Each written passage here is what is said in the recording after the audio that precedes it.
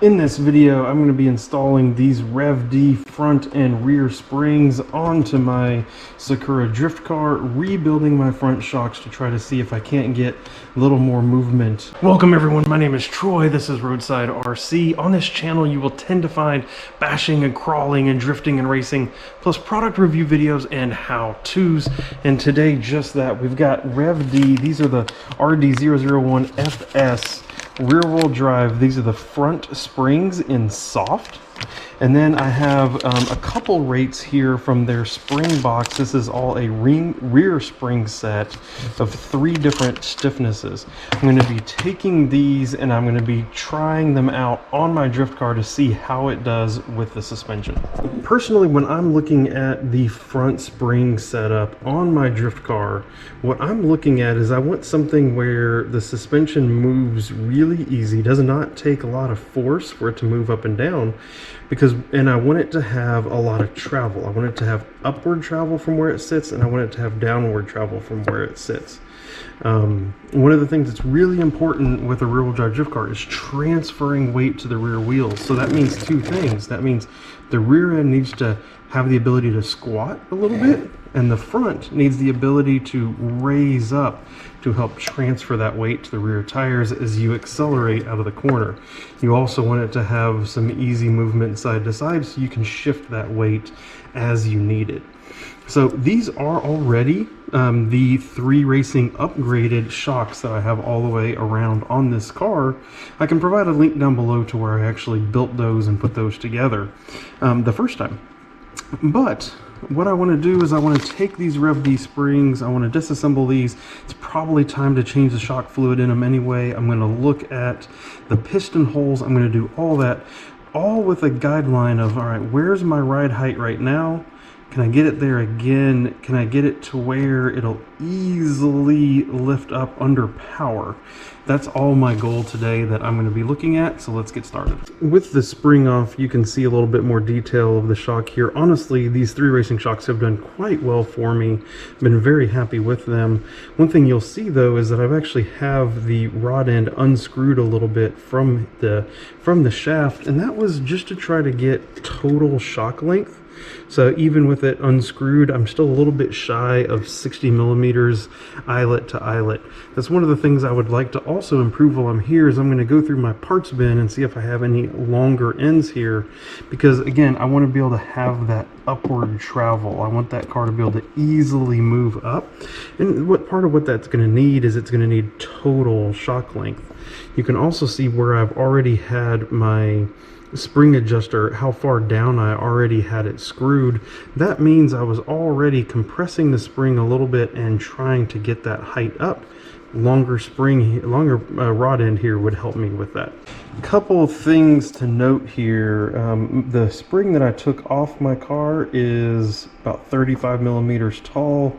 This ReveD spring is just under 30, so I'm gonna have to, I think I have some spacers in my toolkit. I'm probably gonna have to use some spacers that a friend of mine 3D printed in order to make up that height difference. So definitely be careful with that. I think this might have been a mistake on my part to order this. The other thing, and you can almost kind of predict it based on just looking at the coil differences here, it feels, especially initial compression right here, like this spring is noticeably softer than the ReveD spring. I mean, I'm actually really surprised how stiff that spring is.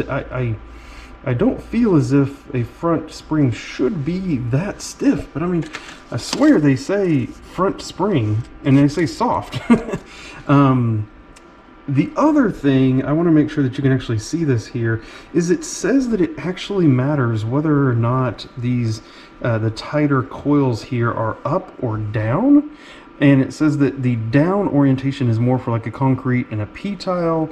The up is more for a P-tile or carpet. I went to college for engineering, and so like, let me get this straight. I'm not the smartest person in the world, but I don't think the spring cares what gravity doesn't matter in this situation. All it knows is it's getting squished. I'm really really surprised that they say that this versus this makes a difference, but I mean, maybe they know what they're talking about, but every bone in my body is super skeptical that this makes a difference, the orientation of the spring. The other thing I'm looking to do is I'm looking to open up these holes here. This shock comes with a 4-piston hole damper, and what I've used is just a 16th inch drill bit in order to open up all 4 of those holes. That'll let the oil flow through a little bit easier. And I'm going to be putting in some of this 100 CST or 10 weight oil from Team Associated in order to fill these shocks back up as I put these springs on. Here we are reassembled. I was able to find some longer shock rod ends, and so that works, and that's nice. That's in there. New ReveD spring is on. Again, feels really stiff, so we'll have to just see what we'll see how it does. I did orient the spring as they told us in the directions, and I have not changed my shock preload yet. I'm going to bolt it back on first and see what it looks like. Both front springs are now on, and wow, that is very bouncy. You can see the springs sit at the very top of the travel. There's literally no upward movement at all. This is not okay. So first thing we're gonna do is we're gonna adjust these preload spacers down. That'll bring the car down some and hopefully also soften up the preload that we have on there, so it'll actually let that spring sit down in about the middle of its travel. We're going to look at that and see a couple other tweaks that we can do to see, but as of right now, those springs are way too stiff, way too stiff. All right, we changed the preload down to just over 1 millimeter on each side. That gets the ride height back to about where we want it. It gets some movement in here, and there is up travel in the suspension, but one of the things I really don't like here is I've got lots of up travel, which is good, but there's nothing, the spring is not pushing it in any regards. That's all me, right? Like if I push down here, it's not like I'm helping gently lift the spring up, like helping that. So I don't see this doing any kind of movement where it's transferring the weight to the rear of the car. In my mind, and I could be wrong, in my mind what I need is a spring that is preloaded, a weaker spring that is preloaded, so that when just the slightest amount of weight is pulled off the car, that the spring will be able to expand and help push that back. And what I have right now is just a situation where I'm sitting at the max height of the spring, basically. I mean, look at that. You can see there is nothing there. The spring is literally free. There it gets a little bit of tension on it, and that is it. So I'm gonna hold off full judgment until I have the ability to actually drive it and try it. But the whole thing, even diving, everything, it just feels too stiff all the way around. As I open up the rear spring kit, now this makes a lot more sense to me. So they're actually showing surface grip from low to high, and they're showing rear weight of the car from 800 grams to 900 grams, and then gives you a medium, hard, or hard recommendation. With that scale, then we can come over here and look. I have this corner scale thing from Sky RC. Works really well. Looks like in the GoPro display, it looks like it's going crazy, but what you'll see, my rear weight is 874 grams, which puts me in that just above the medium hard, actually pretty much dead in the middle between medium hard and hard. And so that's what we're going to want to try. And then it looks like high, surface grip if high. So if I'm like on a carpet, then I'm going to want those hard springs. I tend to run down here in the mid to low grip, especially in my garage, and so I'm going to try out the medium hard springs first. Now, rear springs installed just as ReveD suggests. Now, I really like those. I really like how this rear feels. It's nice and compliant. It has good movement to it. I'm pretty happy with that. It's like what we needed was that guidebook that they have with a rear spring set. It's like we need that same thing where they're going to tell us use this spring for this weight. I feel like the front of my Sakura is just too lightweight for the spring that they provided, even though it was soft. So I'm still going to have to go out and I'm going to need to find a softer spring, and what I want is a longer spring in that front to truly dial it in. But before we're done, we're going to fire this thing up. We're going to give it a test run just as it is right now.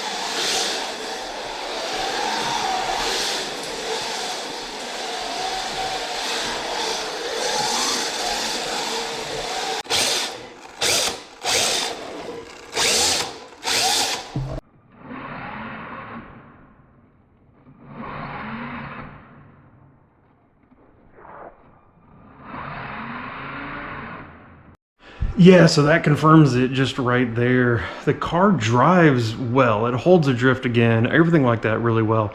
It's got a good servo, it's got a really good gyro, good controller and all that on it. So all of that is really good. It'll hold all that, but traction, forward bite, there is no, it's still good because my Sakura is so rear heavy. However, you could tell like when I really tried to get it slow down, full throttle, like there's just nothing. There is no movement of that front end whatsoever. There is no weight transfer back whatsoever. More work to be done. So I found all these old springs that I had laying around from previous projects, so let's give them a shot. Gone through a few of these now. I have some 29mm springs from MST. I also have some 31.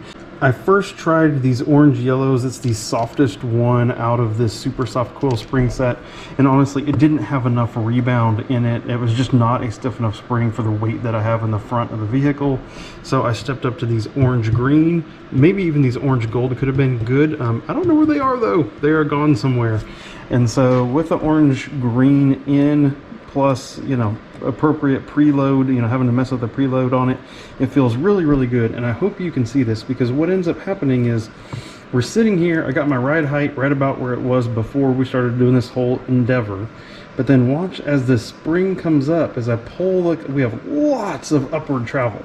Lots and lots of upward travel with this car, and watch that spring come with it the whole way, right? So that spring is helping to push the whole way up as that car increases, as it goes. So we should really be doing a lot more of transferring weight front to rear.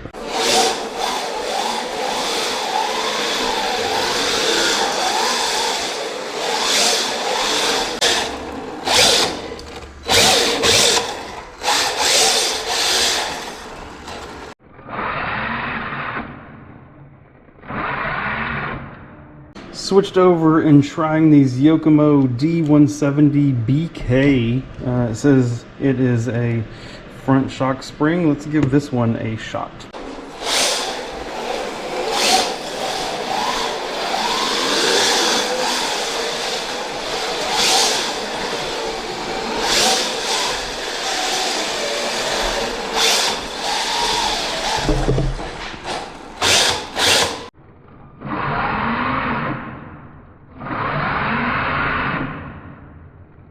Those Yokomo blacks do have some pretty good movement to them. Again, I like that longer shock up here on the front. I'm going to try these blue. So this is YS1180. Give that a shot.